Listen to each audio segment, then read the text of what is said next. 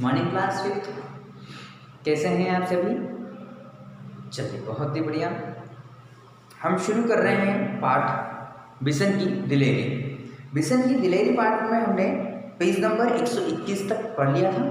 आज page number 122 से शुरू करते हैं। वे दोनों शिकारी करीब आ गए तो कर्नल ने रोबदार आवाज में पूछा, कौन हो तुम? यहाँ किस लिए आए? है ना। दोनों शिकारी उस बच्चे का पीछा करते करते, बिशन का पीछा करते करते कर्नल के घर तक पहुंच गए, है ना।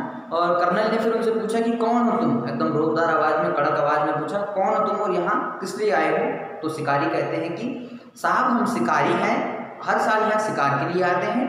अच्छा, तो तुम्ही लोगों की गोलियों की आवाज गूंज रही थी सुबह से, है ना। अब शिकारी कहते हैं कि साहब हम तो शिकारी हैं और हर साल यहाँ पर शिकार के लिए आते ही हैं। तो फिर कर्नल कहते हैं कि अच्छा, तुम ही लोगों की गोलियों की आवाज़ सुबह से सुनाई दे रही है। जी हाँ, हमारे पास लाइसेंस वाली बंदूकें हैं, सरपंच माधव सिंह भी हमें जानता है ना। अब वो शिकारी कहते हैं कि भाई हमारे पास लाइसेंस वाली बंदूकें हैं और माधव सिंह इस गाँव का सरपंच है, वो हमको जानता है। लाइसेंस वाली बंदूक का मतलब यह है कि शासन प्रशासन द्वारा अनुमति लेकर के अपने पास में हथियार रखना या बंदूक रखना, है ना। कोई भी हथियार हम रख रहे होते हैं तो पहले हमें उसकी सूचना शासन प्रशासन को देनी होती है, उनसे अनुमति लेनी होती है कि हम किस कारण से हथियार अपने पास में रख रहे हैं। हथियार रखना गैर कानूनी है और इसको अपने बिना अनुमति के अपने पास नहीं रखते हैं।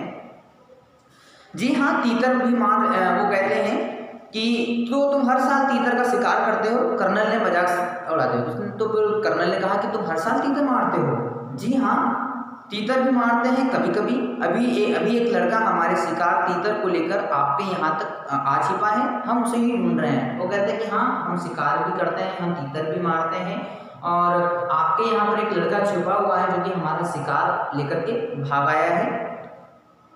अच्छा, तो तुम इतने सारे तीतर मारते हो, उनको करते क्या हो? कर्नल साहब ने पूछा। बोले तुम इतने सारे तीतर मारते हो, हर रोज मारते हो, हर साल मारते हो, तो उनका करते क्या हो?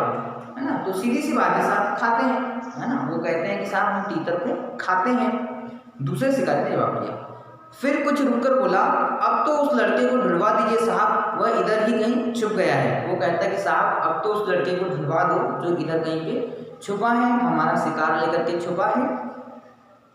कर्नल दत्ता ने उसकी बात पर कोई ध्यान नहीं दिया और गुस्से में कहा, है ना, कैसे हो तुम लोग, हर साल आकर इतने तीतर मार डालते हो? उसने गुस्से में कहा, कर्नल ने, कैसे हो तुम लोग, हर साल इतने तीतर मार देते हो और उनको खा जाते हो, है ना। कुछ को खा लेते हो और बाकी को घायल करके यहाँ तड़प तड़प को मरने के लिए छोड़ जाते हो। तो वो कहते हैं कि कैसे हो यार तुम लोग, तीतरों को इतना मार देते हो और उसके बाद में तीतरों को मरने के लिए यहाँ छोड़ जाते हो। मरने के बाद में कुछ तीतरों को तुम यहीं पर ऐसे घायल अवस्था में छोड़ जाते हो जो कि तड़प तड़प कर बाद में मर जाते हैं। कर्नल दत्ता की बात सुनकर वे दोनों कुछ घबरा गए ना। कर्नल दत्ता ने उनको डांट दिया था तो डांटने से भी घबरा गए कि यार कर्नल दत्ता ने हमको डांटा क्यों है। उन्हें उम्मीद नहीं थी कि कर्नल इस तरह से उन्हें डांट देंगे। उनको लगा कि हम कर्नल दत्ता के पास जाएंगे और वो हमको उस लड़के का पता बता देंगे, उस लड़के को ढूंढने में हमारी मदद करेंगे, उसको बाहर निकाल देंगे तो हम अपना शिकार ले लेंगे। कर्नल दत्ता ने उन्हें इतना ही कहकर नहीं छोड़ा, आगे बोले, पक्षियों को मारने और उससे ज़्यादा उन्हें घायल करके छोड़ जाने में तो कोई बहादुरी नहीं। कर्नल दत्ता ने उनसे कहा कि पक्षियों को मार देना और उनको घायल कर देना कोई बहादुरी का काम नहीं है। अब तुम दोनों यहाँ से जा सकते हो, यहाँ तुम्हारा कोई तीतर वितर नहीं है, अब जाते क्यों नहीं हो, खड़े क्यों हो, है ना। वो कहते हैं कि यहाँ तुम्हारा कोई तीतर नहीं है, तुम यहाँ से जा सकते हो। तो वो भगा देते हैं।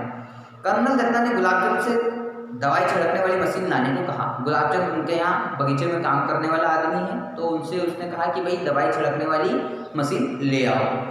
तभी बिशन छप्पर से सेट पर होता हुआ नीचे कूद पड़ा। उसने तीतर को उठा लिया और घर में घुसते ही मालकिन को पुकारने लगा, बहू जी जल्दी आइए, यह बहुत जख्मी है, आकर इसे देखिए। अब बिशन जो था ऊपर छत पर चिमनी के पीछे बैठा हुआ था। जैसे शिकारी गए वो खट से जल्दी से नीचे उतरा और कूद गया वहां से ऊपर से, ठीक है, और चिल्लाने लगा कि बहू जी जल्दी आइए, ये पक्षी घायल है, जख्मी है। बिशन की आवाज़ सुनकर कर्नल दत्ता भी अंदर जा पहुंचे और बोले, अच्छा तो तीतर चुराने वाला लड़का तू ही था, है ना। तो वो कहते हैं कि अच्छा वो लड़का तू ही था जिसने शिकारियों का तीतर चुरा करके लाया है। क्या करता बाबूजी, इसे बहुत चोट लगी है, अगर मैं न लाता तो यह मर जाता। वो कहता क्या करते बाबूजी, अगर मैं इस तीतर को लेकर के नहीं आता तो यह तीतर मर जाता। अब तो इसका क्या करेगा। अब कर्नल साहब बोलते हैं कि तू इस तीतर का क्या करेगा भाई, है ना, इसे पालूंगा बाबूजी, बिशन ने कहा। अब कर्नल साहब बोलते कि तू इस तीतर का करेगा क्या, तो बिशन कहता कि मैं इसको पालूंगा। कर्नल साहब मुस्कुरा दिए, उन्होंने घायल तीतर को देखा, उसका एक पंख टूट गया था, अब शायद ही वह उड़ सके, है ना। कर्नल साहब ने उस तीतर को देखा और कहा और सोचने लगे कि यार ये तीतर अब घायल है और उसका एक पंख भी टूट चुका था, है ना। तो वो मुस्कुरा दिए, अब शायद ही वह उड़ सके, है ना, कि अब उनको ऐसा लग रहा था कि एक पंख तो घायल है, टूट चुका है, शायद ही यह उड़ने की स्थिति में हो या उड़ सके। जाओ दवाइयों का बक्सा लेकर के आओ, है ना। वो उसको बोलते हैं कि जाओ अंदर जाओ और वहाँ से दवाइयों का बक्सा लेकर के आ जाओ। बिशन दौड़ करके बक्सा ले आया, है ना, जिसको फर्स्ट एड बॉक्स बोलते हैं, तो वो फर्स्ट एड बॉक्स को ले आया। कर्नल दत्ता ने तीतर के पैरों का जख्म साफ किया, फिर दवाई लगा दी, पंख को फैलाकर टेप लगा दिया ताकि वह ज़्यादा हिले डुले नहीं। फिर उन्होंने बिशन से कहा, बिशन अगर तुम इसे गेंदे के पत्तों का रस दिन में 2-3 बार पिलाओगे तो यह जल्द ही ठीक हो जाएगा। अब वो कहते हैं बिशन से, उसने पक्षी की मलहम पट्टी कर दी, उस पर दवाई लगा दी और उसको कहा कि बिशन तुम गेंदे के पत्तों का रस इसको 2-3 बार पिलाओगे तो यह जल्दी ही ठीक हो जाएगा। तब तक बहूजी एक कटोरे में दलिया ले आई और तीतर को दलिया खिलाते हुए बोली, इसे रोज दलिया भी खिलाना बिशन, तीतर को दलिया बहुत पसंद होता है ना। अब बहूजी कहती है, वहाँ की मालकिन कहती है कि तीतर को दलिया बहुत पसंद होता है, तुम इसको दलिया खिलाना। यह तो बिशन के पीछे पीछे ही घूमता रहेगा।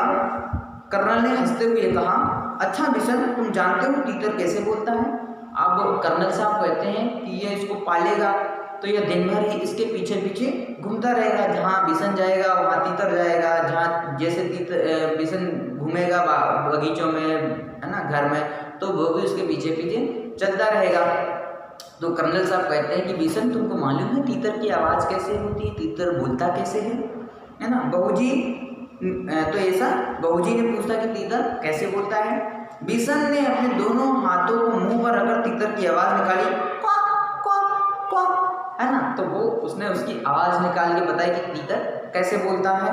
कर्नल दत्ता ठाका मारकर हंस पड़े, है ना। कर्नल दत्ता उसकी आवाज़ सुन करके हंस पड़े, है ना, हंसी मजाक करने लगे।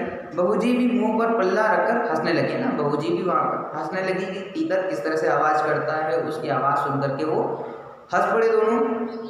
बिशन भी हंसता हुआ हिरन की तरह छलांगे लगाता तीतर के साथ वहाँ से अपने घर की ओर भाग चला, है ना। आप बिशन भी हंस दिया क्योंकि वो तीनों बहुत खुश थे कि उन्होंने तीतर को बचा लिया था, और बिशन भी जल्दी से दौड़ता हुआ अपने घर की ओर चला गया, उस तीतर को भी अपने साथ में लेकर के चला गया।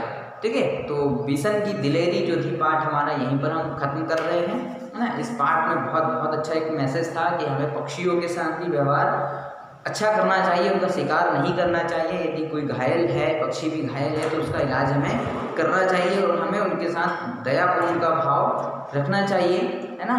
हमें ये उन्हें बिल्कुल भी चोट नहीं पहुंचाना चाहिए क्योंकि वह भी एक जीव है, हम भी जीव हैं, हमें एक दूसरे जीव के प्रति एकदम दया का भाव रखना चाहिए।